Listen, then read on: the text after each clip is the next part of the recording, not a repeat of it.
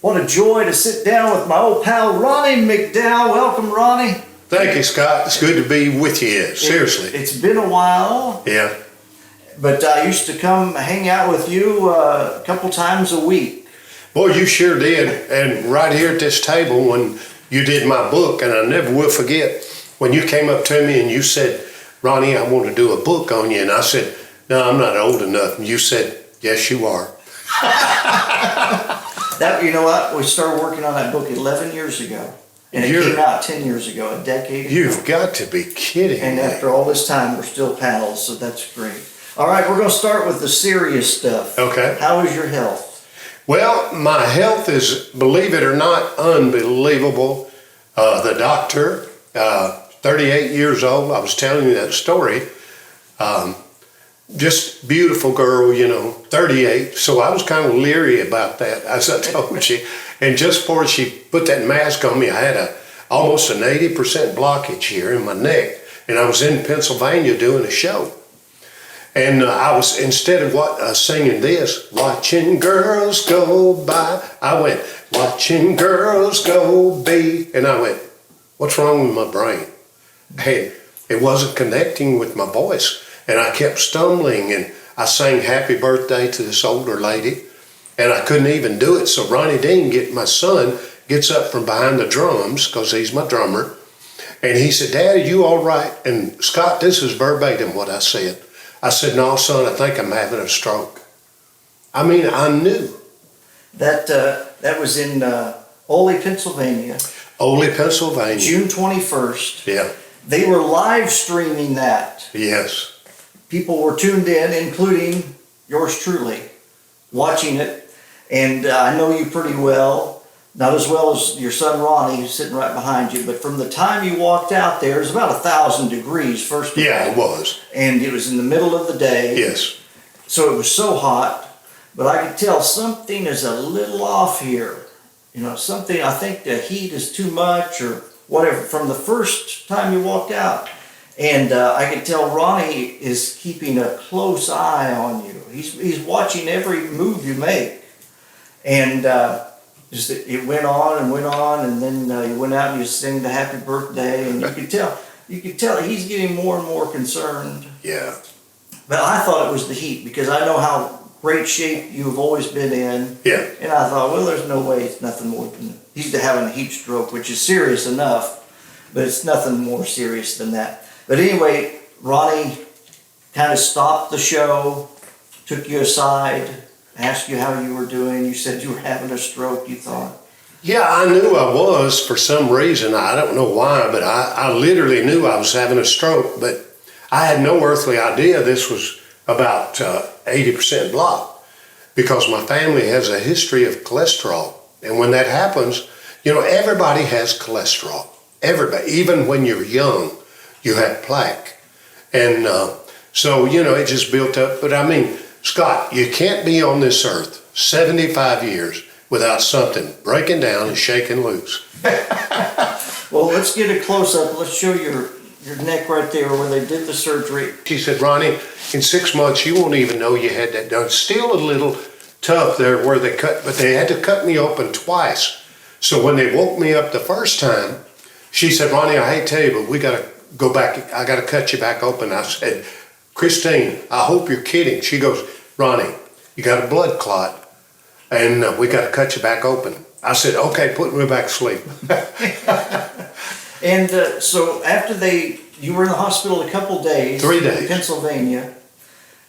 Then they sent you home, told you were going to need the surgery. Well, the doctor came in. He was from South Africa. I had my Vietnam hat on backwards, and I was laying there in the bed. He said, so, son, I understand, I see your Vietnam hat. He said, when was you in Vietnam? I said, 1968. He said, you were in Vietnam in 1968? He said, how is that possible? I said, I know you're gonna, I said, Doc, you got my records there.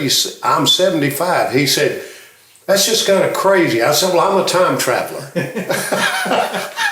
He didn't believe that you were 75. He didn't think I was 75. And So when we got out of the hospital that day, me and Tyler drove 12 solid hours up there to get Daddy. And he said, Dad, I would have drove all over the world to pick you up, and they would have. But anyway, we went to my favorite Italian restaurant, and these two old men were going in, and I had my hat on, Vietnam, and I said, come on in here, young fellas, and I held the door for them, and they both had Vietnam hats on. And he looked up at me and he goes, you was in Vietnam? I said, yes, sir. And he said, what year were you there? I said, again, I thought, here we go again. And he said, I said, 1968. How old were you? 18. He said, son, you don't look old enough to be in Vietnam. And I said, thank God. That is great. So you came home and they said you're going to have the surgery in a week or two? Well, I asked my doctor, I said, Doc, no offense, but I'd like to go home and have the surgery at Vanderbilt because it's 20 minutes from my house. He said, well, here's why I'm going to let you go home and do it there. I said, why is that? And he said, I've been doing this 38 years, son. And he kept calling me son, and I'm thinking, I'm a lot older than this guy. But he said, son, I'm going to let you go home. He said, because you have the strongest heart I've ever listened to in my life. So I'm going to let you go home, but make sure you get it done within the next 30 days because you don't want to have another one where you're incapacitated. Mm-hmm. I said, well, I will, which I did. Yeah. During that time in between, were you concerned? Were you worried? I wasn't. I continued walking and my 2 miles, but Tyler and Ronnie Dean, everybody, Dad, you need to get this done. You need to get this done. They were more concerned about it than me. Actually, after that, I went to the hospital and I had the stroke. I don't know why, but all that came back to me and I wasn't worried about it. But I knew I needed to get that cleared out. So I'm glad I did. And now I feel like an 18-year-old, but I don't want one. Threw me this Cashbox magazine. Yeah. Whenever all this went down, you got so much publicity. Here's the Cashbox. This is a July issue. Yeah. Of this year. Yeah. And you got so much publicity. I printed off one and sent to Ronnie Dean of you on Billboard magazine. It was just. It went around the world. You got so much publicity. Yeah, and we were in that restaurant that afternoon, and Ronnie Dean was looking at this, looking at his phone. And he said, "Dad, you ain't gonna believe this. You're in Rolling Stone. You're in New York Times. You're in the New York Post. You're on Fox News." I said, "Dad, come! I need to have a stroke every often." Well, the good thing is you didn't have to die to see what it would be like. You know what I mean? Oh yeah. Well, thank goodness. And everybody kept saying legend this, legend that. So I got to thinking, my next album cover, I've got me some acres, and I'm gonna stand out in this field, and I'm gonna take a picture. Outstanding in his field. Absolutely, outstanding. Always. You know, being a country star is not easy. In recent years, the same time you had your stroke, Shelley West had a stroke. I know that she did, and she's a very good friend of mine. Yeah. Phil Vassar, the last year, he almost killed him. Yeah. He recovered fully. Donna Fargo, she survived a number of strokes over the years. Of course, Randy Travis, he had a serious one. So it's being a country star is not an easy Well, thing. you know, I've told you this many times. I'm not into that star thing. That's a big ball of gas. Who wants to be that? All right, so 10 years ago, this was 2015, Ronnie McDowell came out with this book, bringing it to you personally, his autobiography, with this in little letters with scouting. So we did this 10 years ago while we're on the subject of your health. So I said, whenever you had your stroke, I said, let me see how this book ended. Because I had kind of forgotten over a decade ago. And the last chapter, and I printed out the highlights. Can you read the last chapter of your book? I can. Starting where? The whole right. Yeah. If older women are better, then older men need to stay healthy. As I write this book, I am 65 years old. Unbelievable. I am not ashamed to tell my age. which I'm not. What is my secret to staying young? If you eat right, if you exercise, and if you keep stress out of your life, you will live longer. You'll look better and you'll feel better. It ain't rocket science. That old adage, we are what we eat, that is so true. You know, that is true. I stick by that. I started doing P90X at the age of 65. It is brutal. Everybody thinks I'm insane for doing those workouts, but I love it. I never want to retire. The last thing I want to do is sit on the porch and do nothing. I went to see Tony Bennett perform when he was 87, and he sounded like $1 million. I said right there, that is what I want to be doing when I'm 87. I want to be standing on stage somewhere singing older women are beautiful lovers, and boy, that will really fit. I tell everybody, when I'm 90, I'm going to be singing this. Older women are beautiful. Boy, that will mean something then. You were giving them the secret 10 years ago. Yeah. To staying young, the secret to you surviving what you went through this year. Well, let me just tell you this. Yesterday, I walked 4 miles, Really? and I'm back. She said, get back into it. I'm already doing my sit-ups, my push-ups, my curls. I'm back into it. But that's been my lifestyle. In 1977, I want to tell you this story. I was eating plant-based food. Believe it or not, when I was 26, even earlier than that, they had a place in Nashville called the Laughing Man. I was taking my kids there. Everybody thought I was crazy for eating like that, but I still do. So I got on the bus when The King Is Gonna come out. And all my band members, they said, well, Ronnie's on a diet. We're all going to starve. Well, guess what? And it's so sad to me. They're all gone because of lifestyle. Smoking, over drinking, taking stuff they shouldn't have been taking, and eating horrible food and going to sleep. You can't do that.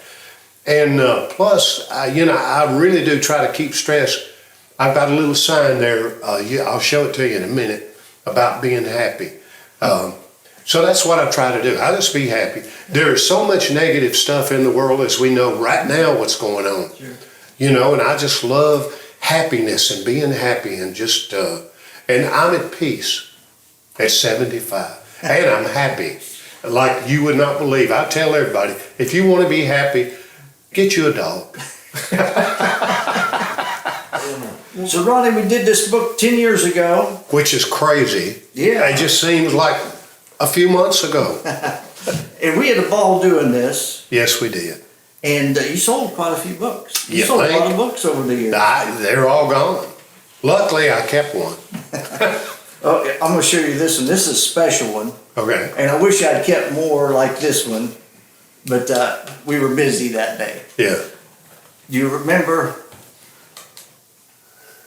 Oh, Ray Walker, the Jordanaires, DJ Do Fontana. you remember that day we had a signing at Graceland? I remember And that. I brought Ray Walker and DJ, and they came to your signing, not to sign their own book, they came to sign your book. to Isn't that support you. wonderful? I mean, can you imagine Man, that? I'm so thankful you did that. But we had a ball that day at Graceland. Yes, we did. That is amazing. I didn't know you did that. All right, so Tim, let's see what we can do here. So Ronnie, that was 10 years ago, okay? Yes. All right. I'm gonna show you what I blame it all on you now. Okay. Can you get her, Tim? So I did, after you, I did Johnny Lee, Still Looking for Love in All the Wrong Places. I love that. After Johnny Lee, I did Mo Bandy. 2 of my best friends in the whole world right there. Mine too. After Mo, I did Jimmy Capps, The Man I in the love Back. Jimmy. Wow. And then I did another friend of yours, Lulu Roland. Lulu from Roland. Hee Haw. Scott, you've been a busy boy since then. Then I Amazing. did Larry Black, Larry's Country Diner, Wow. The Country's Family Reunion. Hang on, there's more. I did Good gracious. William Lee Golden of the Oak Ridge Boys. Wow. You have been busy. William and I, we're doing another book too. It's going to be a photo book. And Misty Rowe from Hee Haw Oh, yeah. did hers. Pete Wade, another guitar legend like Jimmy Yep. Capps. Jamie Coulter, Southern Gospel, the Little Giant of Gospel music. Right. I did a couple for fun too. I did this one about one of my pals who 60 years ago he stole Richard Nixon's sandwich. And he still has it. Really? Yeah, so I wrote that one. And then my first children's book. I can't name Mary. Oh, that's wonderful. Yeah. All those, Ronnie, thanks to the guy there bringing it to you personally who took a chance on this guy who had never written a book in his life. Well, I got to tell you a story. You were my guinea pig. Well, I got to tell you a story because I said, Scott, why do you want to write a book on me? And you said, well, I used to come to your shows when I was 18 years old. And he said, this beautiful girl was in the audience. And he said, I got with her. We came to see you many, many times. And I got with her. And now I've been with her 37 years. That's it. I said, he said, but then you said, but that's not really the reason. I said, well, what in the world besides that? You're with this beautiful girl who is still making you look really good. Who loved Ronnie McDowell and still does. But I got to tell you, you said, now the real reason, and you pulled out this black and white, and you said, you remember this guy? And I said, yeah, I remember him. I said, he used to come see me too. He said, well, he became a magician, and you told me this story. I never will forget this. And you said, when he was getting ready to leave this earth, he had leukemia. You said he whispered to me and said, go see Ronnie. I said, okay, then we're going to do it. He did. He was the world's biggest Ronnie McDowell fan, and him and his wife traveled all over to see you and cheer you on, and we went to a number of shows of yours with him. And then when he was dying in the hospital, I had interviewed you a couple times on the radio, and I had Joe Metter's phone number, your road manager. I had his number, and I called him, and I told him the deal, and I said, could you have Ronnie call my friend James and just wish him well? And he did, and I didn't know it that day, but he called you, and you were in the middle of a birthday party for yourself, and you took time away from your own party, went in another room and called my friend James and wished him well.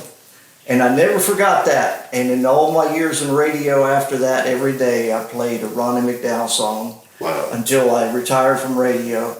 And then all these years later, you were the guy that took the chance on me, was my, as I say, my guinea pig when I didn't know what I was doing, writing a book, and yours turned out so great everybody else in the world wanted one.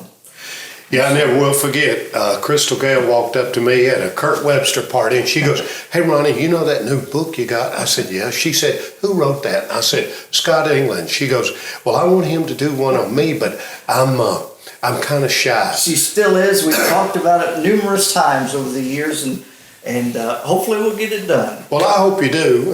But I told her, I said, Crystal, what is being shy got to do with you doing a book? Well, I'm just really shy. She is. We're going to play a video here, Ronnie. Okay. And I had looked for this piece of video 11 years ago when we were working on your book.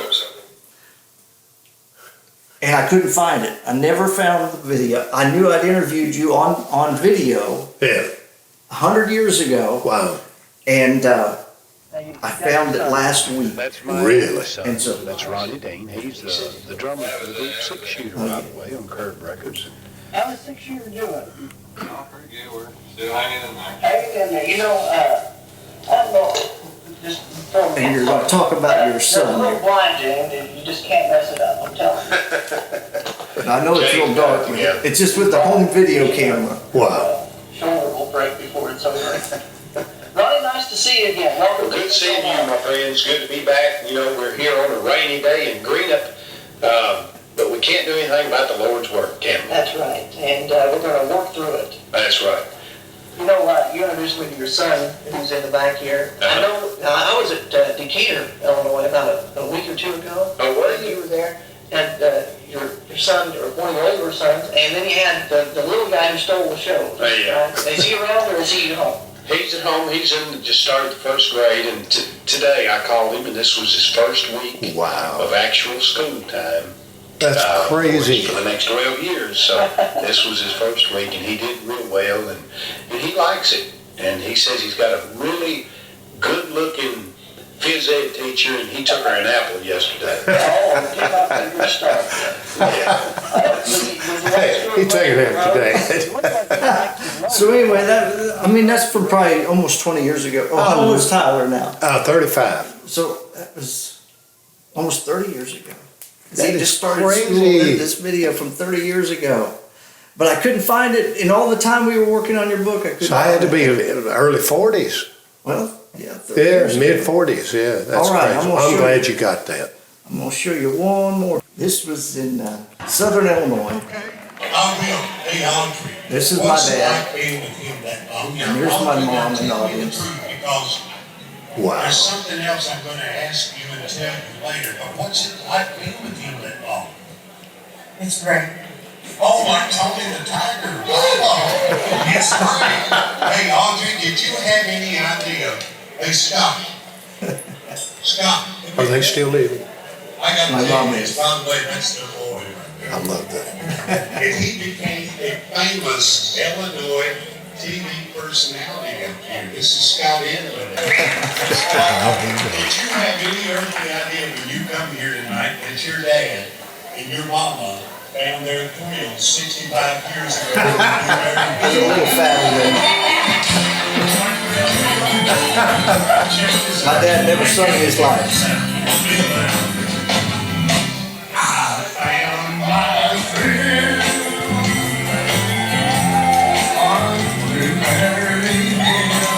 Oh, he sounds good.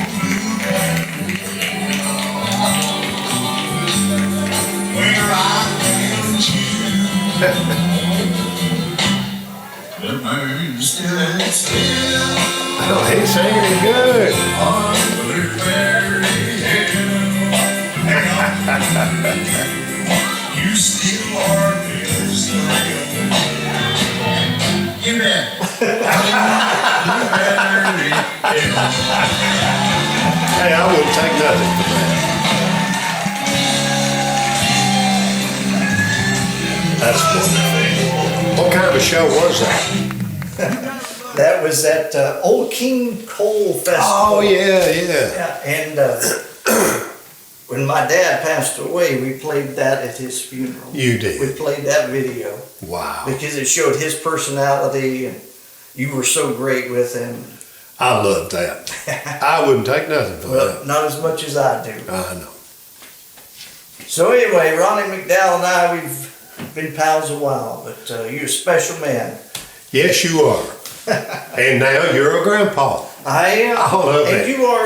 are you a great grandpa? Great grandpa. That's and, unbelievable. Yeah, and beautiful little baby. I love babies and old people. It's the ones in between that give me problems. Well, you're so great. You're so great with the old people in the audience. I love I mean, old folks. you're a showman. You're an entertainer. But it's unbelievable that you're a great grandpa. Yeah, but like I say, you can't be on this planet 75 years, without all that happening. But I just don't think about it. I don't feel like that. I just, like tonight, I'm doing a show tonight. I'm looking forward to it.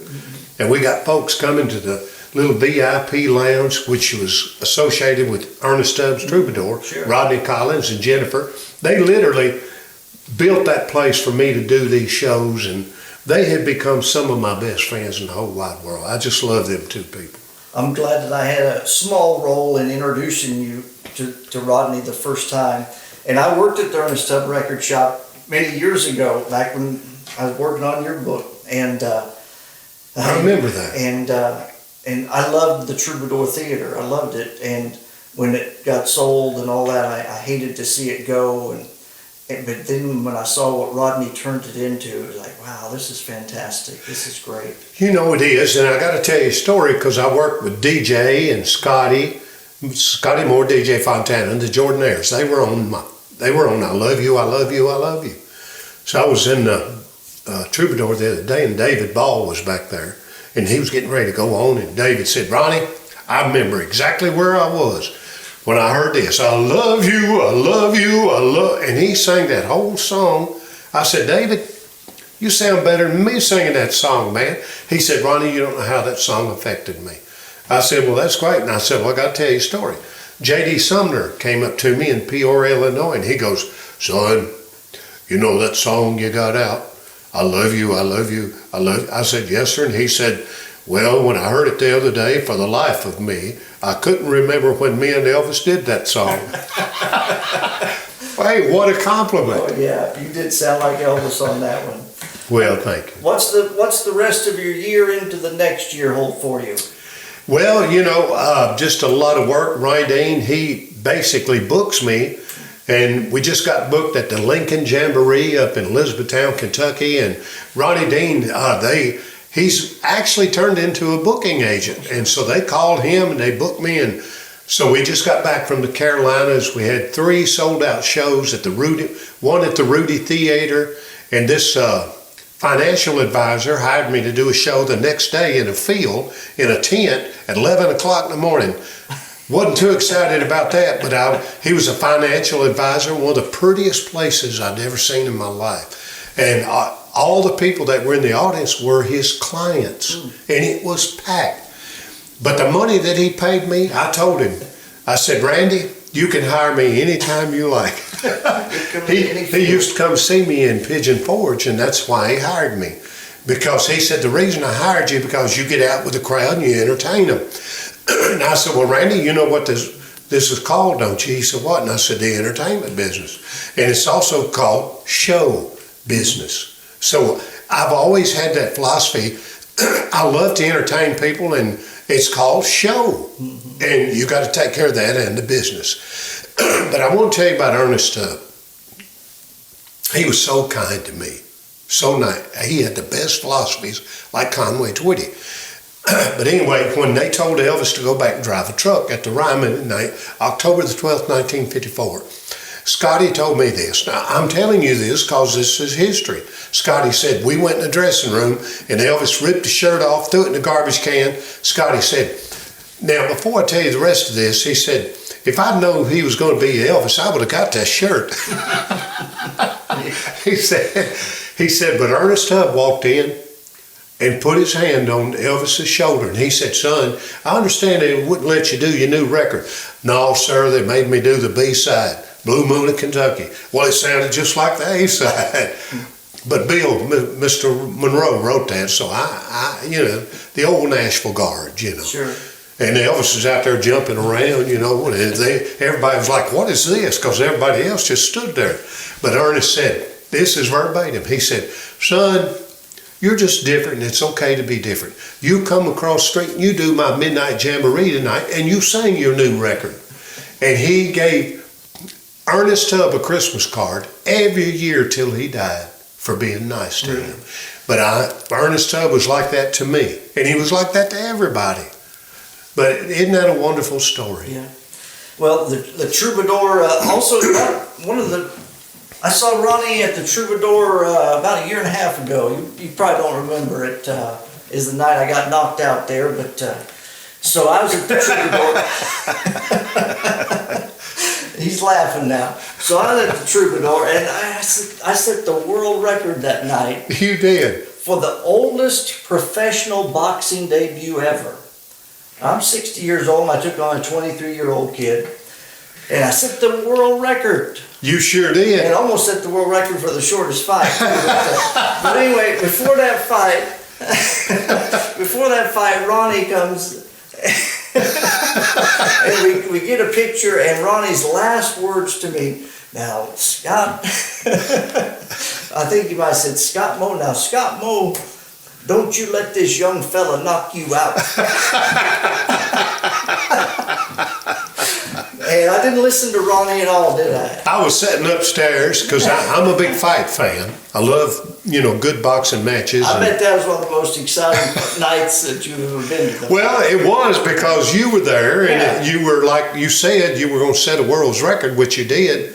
And I just thought it was the most interesting thing to see you up there. But I was hoping that it would last a little longer. Yeah, kind of like my wife said on her honeymoon.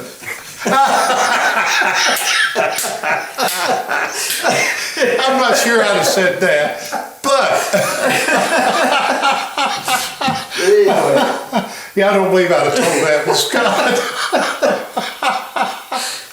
Well, anyway, never forget that night, will we? No, because I was upstairs and I was so excited to see you boxing because you had worked really hard for You can that. tell it by looking at the tape of it, but I worked hard. I know you did. I did. You had a lot of bruises, and I seen some of them. So I thought, that you were going to make it a little more interesting. Yeah. But it was just a few He seconds. caught me, he was fast and caught me good, and away he goes. And that young boy, he felt so bad. Oh, and I told him afterward, I said, man, if I had to get beat up by somebody, I'm glad it was you. Yeah, because I meant that. I know you did, because I could tell he was just worried to death about you. Well, I'm glad you were there, Ronnie. A lot of my country fans were there. They were. Friends were Oh, the there. place was packed. Yeah. So, anyway, we lived to tell it. You lived through your trying stuff this year. And Yeah. thank you for your friendship. Thank you, Scott. Hey, you're one of my favorite people in the whole wide world. And I mean that. Well, You and your wife and your daughter and now your granddaughter. yes, I just think that's wonderful. we're going to have 4 generations. Yeah. Is that 4? Quite a few generations of Ronnie fans. I can't And- wait to bring my granddaughter to cheer you on. Thank you. And your mom and dad, just two of the sweetest people. The reason you are who you are is because it all starts at home. And that's the problem. I'm not into politics, but I tell everybody, that's the problem with the world right now, because my mother made me go get my switch. And if it wasn't long enough or big enough, I had to go get a bigger one. And I never will forget, she'd hold on to this arm, and I'd be going around in a circle as she was whooping me. I won't do it no more. I won't do it no more. Guess what? I didn't do that anymore. Yeah, that's it. You're not into politics. We're going to move the furniture just for a second and mention politics a little. Well, As long as it's got- it is, but it isn't. Yeah. I'm a painter, and so a friend of mine, Rodney Collins, that you know, said, you ought to paint a picture of these two. And I thought, man, I don't know if I want to do that or not. Because my friend Bill Medley of the Righteous Brothers, he said, Ronnie, never mention politics. It divides your audience. He said, because in your audience, you'll have liberals, you'll have Republicans, you'll have Democrats. He said, just don't mention politics. I said, well, I adopted that policy a long time ago when I was 22 and I heard Elvis Presley go, I'm going to keep those thoughts to myself. And he always did. He did. Elvis, He he kept those thoughts to himself. See, what people don't understand is I learned from watching, especially him and Conway Twitty. Lord, I learned so much from Conway Twitty. You would not believe. He was not only my idol, my mentor, but what an amazing friend. Oh, yes. Yeah, Conway, he was one of the all-time greats. Yes, and I want to tell everybody that I'm on Dolly Parton's new Rockstar album. And I just got my gold album, March 25th on my birthday. Wow. What better day to get your new gold album? And I never dreamed in my whole lifetime that I'd be on an album with Leonard Skinner, Fleetwood Mac, Ringo Starr, Paul McCartney, and Judas Priest. Wow. Were you the only other country on there? I think that boy with the beard, I can't think of his name. He did that whiskey Oh, yeah. song. I think me and him are the only two. Well, Dolly, me and Dolly, and she wrote the song. And there we go back to Elvis again. I dreamed about Elvis. She said, Ronnie, the reason I wrote this song is because he was lying under a streetlight. I dreamed about him for 2 years, and he looked like he did in that movie, Loving You, and he was all dressed in a blue light, and he kept looking up at me saying, indigo blue. And she said, I didn't even know what that was. And I said, well, it's a color. She said, isn't that weird? She said, but I dreamed about him. She said, so I wrote this song, and I want you to sing with me, and I want you to do a little bit of I Will Always Love You like he did, which I did, and I wouldn't take anything for that. That's great. Well, congratulations on the album. We're going Thank to you. show you 2 of Ronnie's most unique paintings. Now, Ronnie, tell us about this. This is at the entranceway of your home, Yes. and you painted this. You know, I did. If you'll notice up there, I finished it the night Obama was president when they announced it. It was 2008. Look how long it's been. But I'm a big Michelangelo fan, and of course he did the 16th Chapel. So I thought, and he was on a scalpel, and and when he did his, so I thought, hey, I can do this too. So I got a thing, it's one of his pieces, and I literally drew it out with some chalk. Then I got what do you call them things? A scaffold. And I put a mattress, which is different, so I could be comfortable. And I laid on my back, and I got my arm just enough. And it took me 8 weeks to do this. Wow, that's amazing. And if you'll notice, no matter where you go, this beautiful lady, no matter where you go in this room, she will follow you. Is that right? Yeah, just walk around, you'll see her eyes. She sure is. And you can hide behind that corner and peek out, and she'll follow you. How do you do that? I'm not gonna tell you, it's a secret. So you finished that the night that Barack Obama was elected president. 2008. You know what? You need to do, to follow up to that, you need a nice Donald Trump. Well, I just happened to have one. Just happened to Now have remember, I'm not into politics, I don't want to divide my audience, but Rodney Collins said, Ronnie, you need to put a young Donald Trump with a young Elvis, because Donald Trump's a bigger Elvis nut than me. And all he plays at the White House is Elvis Presley. And on Air Force One, that's all he listens to. And here's the finished product. Wow. Yeah, and they were both, that's when Elvis was in the movie Loving You, that time period, Jailhouse Rock, and then young Donald Trump. And Donald Trump is 4 years older than me, so you and I guarantee you that Donald Trump went to Madison Square Garden when Elvis sold out 5 shows in New York. I bet he did. Wow. Yeah, you need to get this to... I think that he will either hang it in the Oval Office or Mar-a-Lago, Oh, yes. or in his home. That is amazing. And I just want to give it to him, because I know that the reason I want to give it to him, because he's the president of the United States, and if he loves Elvis Presley, he's okay with me. That's it. Ronnie, you're a talented man. Thank you, Scott. Thank you for your Well, you time. are too. Look at the books you've done. That is crazy. It all How many is started- that? 1, 2, 3, 4, 5, 6, 7, 8, 9, 10, 11, 12, 13. Good Lord. All started with Ronnie McDowell. That's amazing. In a decade, did it? Yeah. Isn't that crazy? Yeah.